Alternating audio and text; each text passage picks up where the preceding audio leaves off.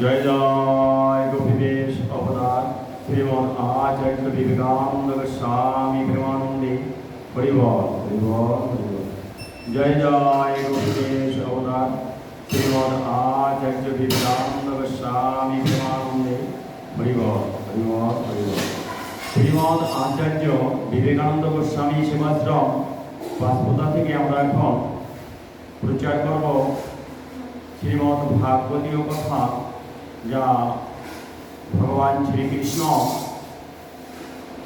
তার সমস্ত সন্তান মর্তবাসীদের মঙ্গলের জন্য সদা সর্বদা তিনি সচেষ্ট থাকেন, সে কথাই প্রচারিত করব।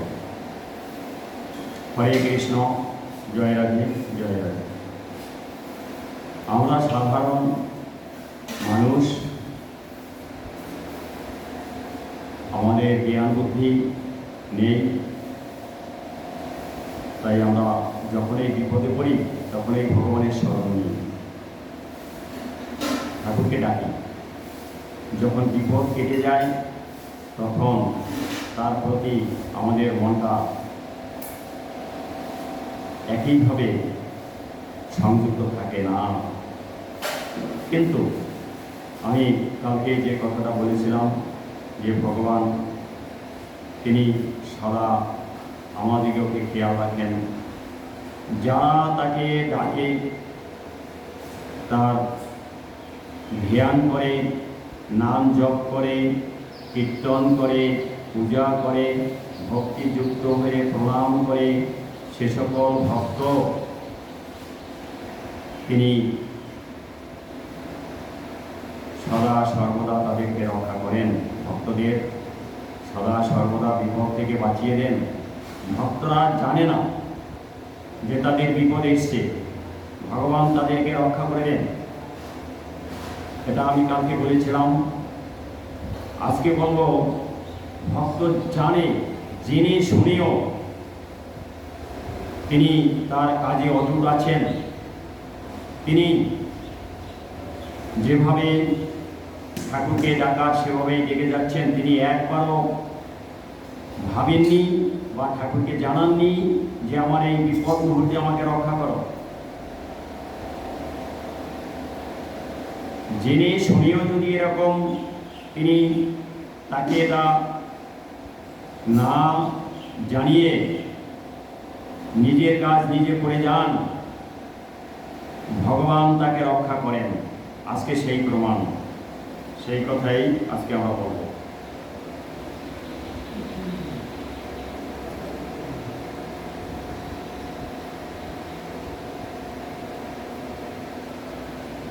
আজকে বলব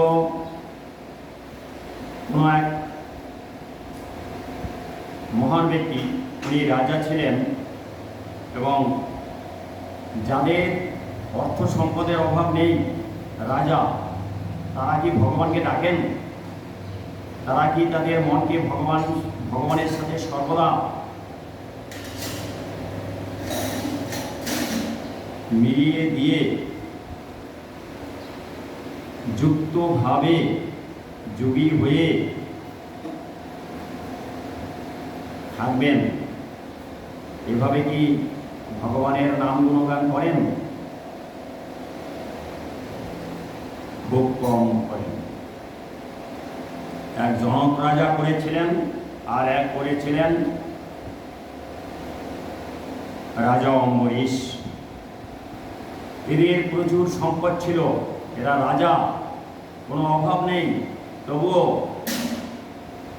যোগী মহাপুরুষ যেভাবে তাদের মনকে যুক্ত রেখেছিলেন, সেই ভগবানের সাথে, সেই আত্মার সাথে পরমাত্মার যেভাবে মিলন যোগী মহাপুরুষগণ করে থাকেন, সেভাবেই এরা বসবাস করেছেন। বলছি ঘটনাটা, মহর্ষি নারদ নারায়ণের কাছে জানতে চেয়েছেন দুর্বাসা ঋষি কেন অম্বরীশ রাজার কাছে পরাজিত হলেন। দুর্বাসা একজন মুনি, তিনি কোনো একদিন অম্বরীশ রাজার কাছে পরাজিত হয়েছিলেন। মানে অম্বরীশ রাজা তাকে কোনো সাজা দেননি, নিজেই নিজের কর্মের ফল ভোগ করেছেন, তাই খুব কষ্ট পেয়েছেন। এটাই বলবো, নারায়ণ নারদকে এর উত্তর দিয়েছিলেন। নারায়ণ বলেছিলেন, আমি একটু পরিচয়টা দিয়ে নিচ্ছি দুর্বাসার। তার পরিচয়টা হচ্ছে, অত্রি মুনির পুত্র হচ্ছে দুর্বাসা, শঙ্করের প্রিয় শিষ্য এবং মহাবলবান। আর অম্বরীশ রাজার পরিচয়টা হচ্ছে, সূর্য বংশের জন্ম, প্রবল প্রতাপশালী রাজা তিনি। যে ব্যক্তি ধর্মপরায়ণ, কৃষ্ণ ভক্ত, একাদশী করে, শ্রী হরিবাসরের দিনে উপবাস থেকে নাম জপ করে, অন্তরে সদা ভগবান শ্রীকৃষ্ণের চরণ ভাবে কৃষ্ণকে দর্শন করে, সেই ব্যক্তি কখনো কোনো সংকট উপস্থিত হলে ভগবান শ্রীকৃষ্ণ তাকে রক্ষা করেন। রাজা অম্বরীশ ছিলেন অনুরূপ একজন কৃষ্ণ ভক্ত রাজা। কোনো একদিন রাজা অম্বরীশ একাদশী পালন করে বহু ব্রাহ্মণদের এবং দীন দুঃখী গরিবদের ভোজন করিয়েছিলেন এবং অনেক ধন সম্পদ তাদের দান করেছেন। নিজে কিছু সেবা করবেন এমন সময় ঋষি দুর্বাসা এসে বললেন, একাদশী করেছি, আমাকে একটু পালন করাবে। রাজা অম্বরীশ সম্মত হলেন। তখন দুর্বাসা বললেন, আমি সরজু কুলিনে যাচ্ছি, অর্থাৎ নদী, সরজু নদীতে যাচ্ছি, সেখান থেকে একটু চান করব, হরির চরণ পূজা করব, খানিকক্ষণ একটু জপ ধ্যান করে তোমার এখানে আসব এবং পালনটা করব। এদিকে পার্বণের সময় এবং দ্বাদশীও চলে যাচ্ছে। দেখুন, সে দুর্বাসা মুনি অনেক বিলম্ব করেছে আসতে। তা পার্বণের সময়টা দ্বাদশী থাকাকালীনই করা বিধেয়। তখন রাজা অম্বরীশ খুব চিন্তায় পড়লেন। তাই তিনি কি করলেন, ত্রয়োদশী আগত, তখন গুরুদেব বশিষ্ঠের আদেশ নিয়ে হরির চরণামৃত সেবন করে পারণ রক্ষা করলেন। গুরুদেব বশিষ্ঠ তাকে বললেন, আমি কি করব? তা গুরুদেব বললেন, যখন দুর্বাসা মুনি এখনো আসেনি, অতএব তোমার পারণটাও হোক আর তোমার সেই উপবাসটাও একটু থাকুক।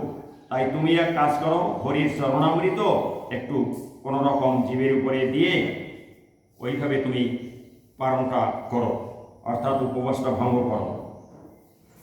এভাবে তুমি পালন করো, তাতে কোনো অসুবিধা হবে না। কিন্তু যখন এই চরণামৃত পান করেছেন, তখন দুর্বাসা মুনি এসে দেখতে পেলেন যে রাজা অম্বরীশ কিছু পান করছে। তখন সে প্রচণ্ডভাবে রেগে গেলেন যে, আমার পারণের পূর্বে তুমি পান করেছ, এই চরণামৃত পান করেছ, পারণটা তুমি করে ফেললে, অর্থাৎ উপবাসটা ভঙ্গ করলে। তখন তিনি কি করলেন, এই রাগ করে তার জটা হতে ঘোরতর এক তীক্ষ্ণ খর্গধারী দৈত্য বের করলেন এবং রাজাকে মারার জন্য তাকে প্রেরণ করলেন। রাজাকে তিনি কেটে ফেলবেন, অস্ত্র নিয়ে তিনি তার দিকে ধাবিত হচ্ছেন। কিন্তু রাজা অচল। ভগবানকে একবার বলেনি তুমি আমাকে এই বিপদ থেকে রক্ষা করো, কারণ সে তো ঠিক কাজেই করেছে, তার কোনো ভুল নাই, এবং গুরুর আদেশ নিয়েই করেছে, তাও ভুল নাই। একাদশী পালন করেছে, তাও ঠিকভাবে করেছে, এবং তার মন প্রাণ সদা সর্বদা ভগবানের দিকে যুক্ত হয়েছিল। কিন্তু ভগবান কি করলেন, বৈষ্ণব ভক্ত অম্বরীশকে রক্ষা করার জন্য তিনি সুদর্শন চক্রকে পাঠিয়ে দিলেন। দৈত্যকে সুদর্শন চক্র নিধন করেছে এবং সেই চক্র সেই যে খড়গধারী একটা দৈত্য তার দিকে ধাবে না তাকে নিধন করে সেই খড়গধারী দৈত্যকে নিধন করে দুর্বাসা মুনির দিকে ধাবিত হচ্ছে। মুনি এবারে ভয় পেয়েছে এবং পালাতে শুরু করেছে। দৌড়তে দৌড়তে পুরো ত্রিভুবন উনি ঘুরলেন। যখন আর কোনো রকমে মুক্তি পাচ্ছেন না, অর্থাৎ সেই চক্র সুদর্শন চক্র তার পিছু নিয়েছে, তাকে তাড়া করছে, তখন ব্রহ্মার শরণ নিলেন যে ব্রহ্মা হয়তো আমাকে রক্ষা করতে পারবেন, তা আমি ব্রহ্মার কাছে যাই। ব্রহ্মার কাছে গিয়ে সব জানালেন। জানাবার পরে ব্রহ্মা কি বললেন শুনুন কি বলেছে। আমি ব্রহ্মবৈবর্ত পুরাণ থেকে বলছি। কহিলেন শোনো শোনো ওহে মহামতি, হরিভক্ত জননাশে কাহারো শপতি, কৃষ্ণ ভক্তে রক্ষে সদা দেবনারায়ণ, ভক্তের বিনাশমণি নাহি কদাচন, হরি বিনা হরিভক্তে কে বোধিতে পারে, সৃষ্টি স্থিতি বধকর্তা জানিবে হরিরে, কার শক্তি সুদর্শনে নিবারিতে পারে, তরা করি মহামতি যাহ স্থান অন্তরে। তুমি অন্য কোথাও চলে যাও, আমি কিছুই করতে পারবো না। তুমি অপরাধ করেছো, হরিভক্তের উপরে তুমি আঘাত এনেছ, অতএব তুমি আমার এখান থেকে চলে যাও, আমার কোনো ক্ষমতা নেই তোমাকে রক্ষা করার। চক্রে নিবারিতে সাধ্য নাহি কই আমার, নিমিষে করিতে পারে ব্রহ্মাণ্ড সংহার। হরি সম মহাতেজা এই সুদর্শন, কাহারও আশায় সাধ্য করে নিবারণ। কেন তুমি হরিভক্তে গেলে বিনাশিতে, নাহি কই আমারও শক্তি সে কাজ করিতে। আমিও যা করতে পারি না, তুমি এইরকম একটা অপকর্ম করে ফেলেছ, অতএব আমার কিচ্ছু করার নেই, তুমি এখান থেকে অন্য কোথাও চলে যাও। ব্রহ্মার কথা শুনে সেখান থেকে শিবের কাছে চলে গেলেন এবং সকল কথা শিবকে জানালেন। শিবকে গিয়ে বললেন আমি এইভাবে বিপদে পড়েছি, এবার আপনি রক্ষা করুন, কারণ এ তো শিব ভক্ত। তা শিব কি বলেছে শুনুন, ব্রহ্মবৈবর্ত পুরাণ থেকে বলছি। বেদবেত্তা সর্ববেত্তা তুমি গুণবান, অর্থাৎ তুমি তো সবই জানো, তুমি বেদ সম্পর্কে জানো, শাস্ত্র সম্পর্কে জানো, আধ্যাত্মিক জগতে তুমি একজন বড় মুনি, তোমার তো সবই জানা আছে। তাই বলেছে বেদবেত্তা সর্ববেত্তা তুমি গুণবান, কেন তব আচরণ মূরের সমান। মূর্খের মতন তুমি কেন, নির্বোধের মতন তুমি কেন একটা আচরণ করেছ। কিবা আমি কিবা ব্রহ্মা কিবা সুরগণ, আমি ব্রহ্মা এবং সুরগণ অর্থাৎ সমস্ত দেবতা, যোগেন্দ্র মনেন্দ্র আদি যত তপধন, সৃজন হয়েছে সবে যাহার ইচ্ছায়, চন্দ্র সূর্য ভ্রমে সদা যাহার আজ্ঞায়, তাহারও ভক্তের বধ কে করিতে পারে। কেন তুমি অম্বরীশে গেলে বধিবারে। কি কাজ করেছো তুমি, বড় অপরাধ করে ফেলেছ। বিষ্ণু ভক্ত যারা ভগবানকে সত্যিকারেই ডাকে, তারা বিপদ দেখেও ভয় করে তাকে বলেনি ঠাকুর তুমি আমাকে রক্ষা করো, ঠাকুর নিজেই তাকে রক্ষা করেন। কতখানি ঊর্ধ্বে এই ভক্ত চলে গেছেন এই একজন রাজা। আমরা সাধারণ মানব হয়েও অভাবের মধ্যে পড়লে তো ঠাকুরকে ডাকি, তা আমাদের দুঃখ কষ্ট কথা বেদনা যা কিছু হোক আমরা ডাকি, কিন্তু এই যে অম্বরীশ রাজা, তিনি এই জন্য ডাকেননি, তিনি সৎকর্ম করেন, তাই তিনি ডেকেছেন। আত্মতত্ত্ব জ্ঞান দ্বারা আছে, তাই তিনি ডেকেছেন। তিনি পরকারের চিন্তা করেন, তাই তিনি ডেকেছেন। এই জন্মটা যদি আমি ভালোভাবে কাটাতে পারি, আমার পরকারের সর্বমঙ্গলেই হবে। আমার গুরুদেব আচার্য বিবেকানন্দ একটা বাণীও আমাদের রেখেছেন, কিন্তু আমরা সেই বাণীর প্রতি খুব একটা খেয়াল করি না, সেভাবে আমরা চলি না। বাণীটা হচ্ছে, মৃত্যু যখন অবশ্যম্ভাবী, তখন সৎভাবে জীবনযাপন করাই উচিত। অম্বরীশ রাজা কিন্তু অক্ষরে অক্ষরে তা পালন করেছেন, যার জন্য ভগবান তাকে রক্ষা করার জন্য সুদর্শন প্রেরণ করেছেন, পাঠিয়ে দিয়েছেন, আর সুদর্শন তাকে রক্ষা করেছেন। দেখুন শিব কি বলেছে, ভক্তের রক্ষিছে সদা চক্র সুদর্শন, তথাপি সুস্থির নহে দেব সনাতন। ভক্তের সঙ্গেতে হরি রহে সর্বক্ষণ, ছায়ারূপে ভক্তজন করেন পালন। কত সুন্দর কথা বলেছে। ছায়ারূপে ভক্তের সাথে সদা সর্বদা হরি এক হয়ে আছেন, রক্ষা করেন, তার কোনো বিনাশ হতে দেন না। শ্রীমদ্ ভগবদ গীতার মধ্যে নবম অধ্যায়ের 34 শ্লোক, অর্থাৎ শেষ শ্লোকে উল্লেখ আছে, মনমনা ভগবদ ভক্ত মজ্জাজি মাং নমস্কুরু মামে বৈশ্যসি যুক্তৈব আত্মনং মত পরায়ণ। অর্থাৎ যে ব্যক্তি দেহমন আমার প্রতি সমর্পণ করে দেয়, আমার নাম গুণগান করে, আমার পূজা করে, আমাকে প্রণাম করে, বৈদিক নিয়ম পালন করে, আমি সেই শুদ্ধ চিত্ত ভক্তের সাথে এক হয়ে বসবাস করি, যুক্ত হয়ে থাকি তার সাথে, তার কখনো বিনাশ হতে দেই না।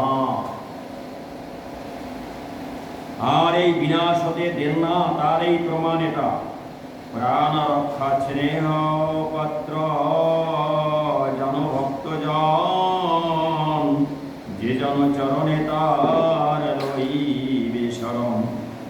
প্রলয়ে ব্রহ্মাণ্ড ডুবে প্রলয়ের জলে, ভক্তের মরণ নহি জানে কোন কালে। শ্রী হরির পাদপদ্ম করবরাধন, তাহার কৃপায় হবে বিপদ ভঞ্জন। অচিরে বৈকুণ্ঠে যাহ হরির নিকটে, রক্ষিবেন তিনি তোমা ভীষণ সংকটে। দেখুন ত্রিকালজ্ঞ শিব তিনি বলেছেন, তুমি এক্ষুনি বৈকুণ্ঠে চলে যাও, হরির কাছে চলে যাও, তিনি তোমাকে রক্ষা করবেন যদি তিনি ইচ্ছা করেন। আমার কোনো ক্ষমতা নাই তোমাকে রক্ষা করার, তাই বলেছেন অচিরে বৈকুণ্ঠে যাহ হরির নিকটে, অর্থাৎ তুমি খুব তাড়াতাড়ি হরির নিকট চলে যাও। রক্ষিবেন তিনি তোমা ভীষণ সংকটে, তুমি ভীষণ সংকটে পড়েছ, তোমাকে তিনি রক্ষা করবেন, তুমি তার কাছে চলে যাও। এবারে দুর্বাসা মুনি দৌড়াতে দৌড়াতে চলে গেলেন নারায়ণের কাছে। নারায়ণের কাছে, নারায়ণ কোথায় থাকেন? নারায়ণ থাকেন বৈকুণ্ঠে, তাই তিনি বৈকুণ্ঠে চলে গেলেন। এবার নারায়ণকে জানালেন। নারায়ণ কি বলেছে শুনুন। নারায়ণ বলেন, নারায়ণ বলেছে চক্র তোমাকে মারবে না, তুমি অম্বরীশের কাছে যাও। অর্থাৎ ভগবানের থেকে ভক্তকে কত বড় করে রেখেছেন, তার থেকেও তিনি ভক্তকে কত সম্মান করেছেন, তাই বলেছেন। নারায়ণ বললেন চক্র তোমাকে মারবে না, তুমি অম্বরীশের কাছে যাও এবং তাকে কৃপা করতে বলো। তার কৃপা হলে তুমি মুক্তি পাবে, অর্থাৎ চক্র তোমার কোনো ক্ষতি করবে না। নারায়ণ বললেন। শুনুন, ব্রহ্মবৈবর্ত পুরাণ থেকে যে কথাগুলো আছে সেই কথা বলছি। যেই জন মোর ভক্ত অবহেলা করে, আমার অপ্রিয় সেই বিদিত সংসারে, ভক্ত বস সদাই আমি ওহে তপধন ভক্ত স্বামী, সেই হেতু বলে সর্বজন, শ্রীকৃষ্ণে আমাতে ভেদ বিন্দু মাত্র নাই, গোলকে কৃষ্ণের বাস আমি এই ওঠাই। এইটাই কোথায়? অর্থাৎ বৈকুণ্ঠ। বৈকুণ্ঠকে বলেছে, আমি থাকি বৈকুণ্ঠে আর গোলকে থাকেন কৃষ্ণ। দেবভুজ রূপেতে কৃষ্ণ গোলক ভবনে, চতুর্ভুজ রূপে আমি রহি এই স্থানে, ভক্ত সঙ্গে সদাই আমি করি বিচরণ, নিরাপদে রাখি তারে বৈষ্ণব যে জন। এই যে কথাটা বলেছে, কথাটা খুব মূল্যবান। অতএব আপনারা সবাই বৈষ্ণব হয়ে যান, অর্থাৎ নাম জপ করুন, গুরুদেবের ধ্যান করুন, ভগবানের প্রতি মন সমর্পণ করে তার হয়ে যান। তিনি রক্ষা করবেন, তিনি অন্তরে এসে বসবাস করবেন, বাসা বাঁধবেন। তাই বলেছেন, ভক্ত সঙ্গে সদাই আমি করি বিচরণ, নিরাপদে রাখি তারে বৈষ্ণব যে জন। অম্বরীশ নরনাথ হরিপরায়ণ, দয়াবান হিংসাহীন ধর্মগত মন, নিয়ত জীবের হিত করেন সাধন, আমার স্নেহের পাত্র সেই শেষ জন। তাহার হিংসায় রহে যেই কোন জন, সে মম পরময়রি। ওরি মানে শত্রু। সে মম পরময়রি ওহে তপধন। অম্বরীশ পাশে তুমি করহ গমন, তাহার ইচ্ছায় হবে তোমারও রক্ষণ। অম্বরীশ যদি তোমাকে কৃপা করে, তোমার উপরে দয়া পরবশ হয়, তুমি রক্ষা পাবে। শুনে কি করলেন? দুর্বাসা অম্বরীশের কাছে আসলেন। অম্বরীশ মুনিকে এসে তার দুঃখের কথা সব জানালেন। কিন্তু অম্বরীশ মুনি, অম্বরীশ রাজা, সে কি করেছে? মুনি কখন আসবে সেই অপেক্ষায় একভাবে আছে, তার স্ত্রীও একভাবে আছে, পালন কিন্তু করেনি না। এবারে যখন দুর্বাসা মুনি তার কাছে চলে এসেছে, তখন অম্বরীশ নিজেও পালন করলেন, তাকেও পালন করালেন। তাই তো উল্লেখ করেছে, অম্বরীশ মুনিকে পালন করালেন এবং নিজেও পালন করলেন। তখন অম্বরীশ দুর্বাসাকে বললেন, আপনার কোনো ভয় নেই। এবং সুদর্শনকে বললেন, সুদর্শন তুমি চলে যাও। তখন সুদর্শন চলে গেল।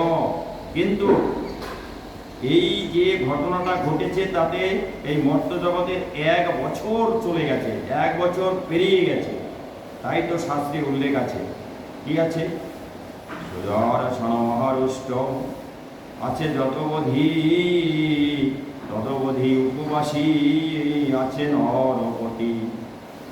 অর্থাৎ সেই অম্বরীশ রাজাও উপবাস আছে। 1 বর্ষ নারী সহ অম্বরীশ রাজন রহিয়াছে উপবাসী, দ্বিজেরও কারণ। দ্বিজের কারণ তার মানে সেই মুনির জন্য 1 বছর উনি উপবাস ছিলেন এবং মুনি আসার পর তাকেও পালন করিয়ে নিজেও পালন করলেন, আর চক্র চলে গেল। এটা বলেছি, আমি কালকে বলেছিলাম যে বিপদের দিনে ভগবান আমাদেরকে রক্ষা করেন, আমরা তাকে জানাই, তিনি রক্ষা করেন। আর যদি আমরা না জানতে পারি, তাকে তো জানাবো না, তবুও তিনি রক্ষা করেন। আর আজকে যে কথাটা, তা হচ্ছে আমরা জেনে গেছি যে বিপদ, অম্বরীশ রাজা জেনে গেছে সেই খড়গহস্ত, সেই দৈত্য যাকে দুর্বাসা মুনি প্রেরণ করেছিল অম্বরীশকে নিধন করার জন্য, সে দৈত্য তাকে নিধন করার জন্য ছুটে এসছে, তবুও তিনি একবারও তার প্রভুকে বলেননি তুমি আমাকে বাঁচাও। এখানে একটা কথা আমি বলছি, তা হচ্ছে সুদর্শন চক্রকে অনুমতি করা রয়েছে। যেখানে যে বৈষ্ণব, যেখানে যে ভক্ত দেহমন আমার সাথে সংযুক্ত করে আমাকে ডাকে, আমার নাম চিন্তা করে, নাম গুণগান করে, ধ্যান করে, জপ করে, সেই ভক্তকে রক্ষা করার দায়িত্ব তোমার। তার মানে সুদর্শন চক্রকে বলেছে তুমি তাকে রক্ষা করবে, এভাবে তাকে অনুমতি দেওয়া রয়েছে। আর যে সকল অসুরগণ সদা সর্বদা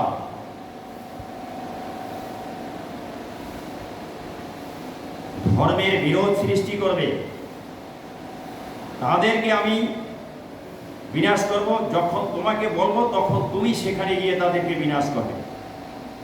অর্থাৎ আমার অনুমতির জন্য তুমি একটু অপেক্ষা করবে। আর বৈষ্ণবদের রক্ষা করার জন্য সুদর্শনকে বলেছে আমার অনুমতির জন্য তুমি অপেক্ষা করবে না, তুমি সদা সর্বদা তাদেরকে রক্ষা করার জন্য সচেষ্ট থাকবে এবং ছুটে যাবে, তাদের বিপদ থেকে তাদেরকে রক্ষা করবে। তাই তো সুদর্শন চলে এসেছিল রক্ষা করার জন্য সেই অম্বরীশ রাজাকে। হরে কৃষ্ণ, জয় রাধা, জয় রাধে, জয় রাধে, জয় রাধে। জয় জয় গোপীবেশ অবতার শ্রীমদ আচার্য বিবেকানন্দ গোস্বামী প্রেমানন্দে। হরিবল, হরিবল, হরিবল। জয় জয় গোপীবেশ অবতার শ্রীমদ আচার্য বিবেকানন্দ গোস্বামী প্রেমানন্দে। হরিবল, হরিবল, হরিবল। হরে কৃষ্ণ, জয় রাধে, জয় রাধে।